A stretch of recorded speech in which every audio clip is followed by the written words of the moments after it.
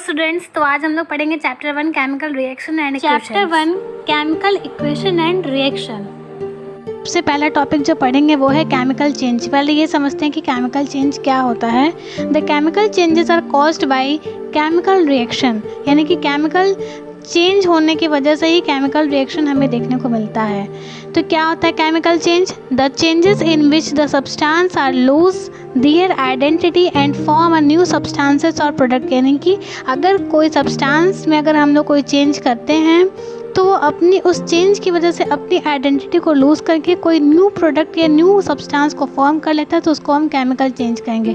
जैसे एग्जांपल हम ले सकते हैं एक पेज, अगर एक पेज को हम फाड़ देते हैं तो वो फटने के बाद भी वो पेज ही रहेगा, वो पेज से अपनी आइडेंटिटी को लूज़ नहीं चेंज किया। लेकिन अगर हम उसी पेज को जला दें तो वो ऐश बन जाएगा, जिससे कि उसकी आइडेंटिटी लूज़ हो गई और वो कुछ नया प्रोडक्ट फॉर्म हो गया, तो उसको हम कहेंगे केमिकल चेंज।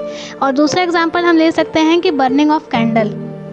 अगर कैंडल जल रहा है तो कैंडल अगर जल रहा है, अगर हम 10 मिनट बाद देखेंगे तो भी अभी वो जल ही रहा है, उसकी साइज़ मैटर नहीं करती कि पहले वो उसकी लेंथ कितनी थी अब कितनी हो गई, तो ये हमारे केमिकल चेंज का एग्जाम्पल नहीं होगा।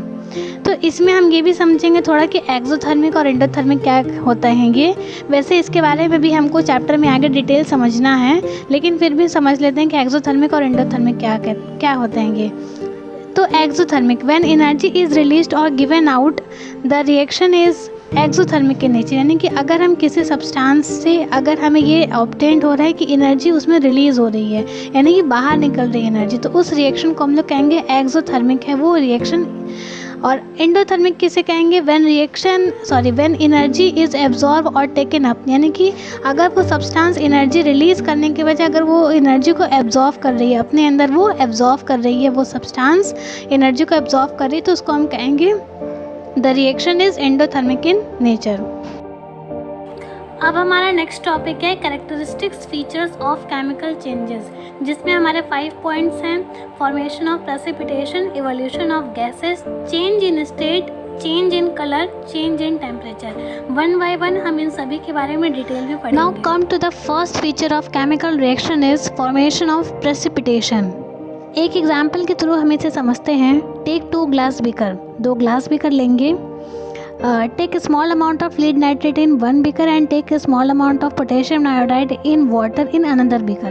Now before the mixing you obtain that both of the solution are colorless, but after the mixing of lead nitrate into the potassium iodide you observe that the yellow precipitate is formed, while before the mixing they are colorless. It is clear that it is a part of chemical reaction. Now come to the next feature of chemical reaction is evolution of gases. हम यहाँ पर एक conical flask लेंगे और उसमें हम लोग कुछ जिंक ग्रेनुअल्स के थोड़े से अमाउंट को हम लोग यूज़ करते हैं और few drop of sulphuric acid को हम उसमें मिक्स करेंगे। जैसे ही हम सल्फ्यूरिक एसिड मिक्स करेंगे हमारे जिंक ग्रेनुअल जो होंगे वो हमारे रिएक्ट होना स्टार्ट करेंगे और उनके रिएक्शन से हमें ये ऑब्जर्व होगा कि कुछ गैसेस हैं जो कि अपवर्ड मूवमेंट कर रही हैं, और इसी को हम लोग इवोल्यूशन कहते हैं।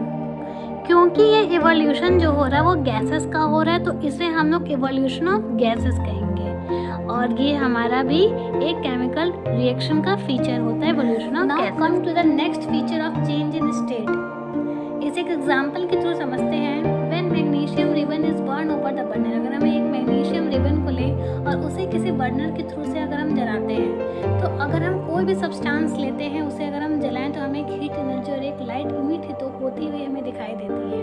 सेम उसी तरीके से मैग्नीशियम रिबन भी हमारा बर्न होगा और वो ऑक्सीजन के साथ रिएक्ट होते हुए बर्न करेगा और फाइनली हमारा ये वाइट एश यानी कि राख के फॉर्म में हमें ऑब्टेंड होगा, या इसे हम वाइट पाउडर भी कह सकते हैं। क्योंकि ये मैग्नीशियम रिबन था और ये ऑक्सीजन के साथ रिएक्ट हुआ है, तो हम इस वाइट पाउडर को मैग्नीशियम ऑक्साइड कहेंगे, जो कि हमें वॉच ग्लास के ऊपर हमें ऑब्टेंड होगा।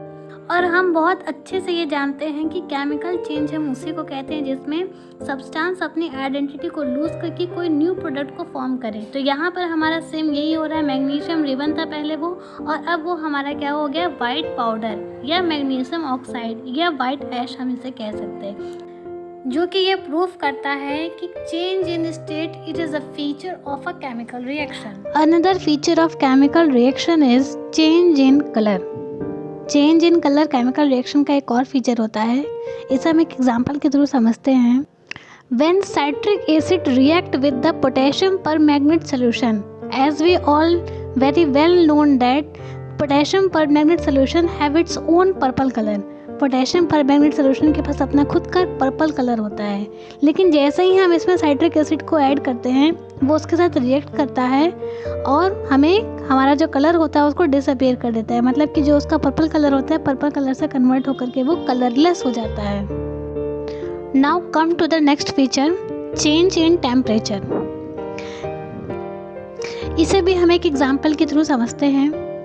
When quicklime react with water, quicklime हम जानते हैं कैल्शियम कार्बोनेट को कहते हैं, वो जब हॉट वाटर के साथ रिएक्ट करता है तो एक हीट, तो हमें लॉट ऑफ हीट एनर्जी क्या होती है, प्रोड्यूस होती है, जिससे हम ये कह सकते हैं कि अगर कोई दो सब्सटेंस एक दूसरे से रिएक्ट करते हैं तो हमें उन सब्सटेंस के रिएक्ट होने की वजह से टेम्परेचर में रेज या टेम्परेचर में हमें डिक्रीमेंट ऑब्टेन्ड हो सकता है, जिससे कि ये प्रूफ होता है कि चेंज इन टेम्परेचर भी हमारा केमिकल रिएक्शन का एक फीचर है।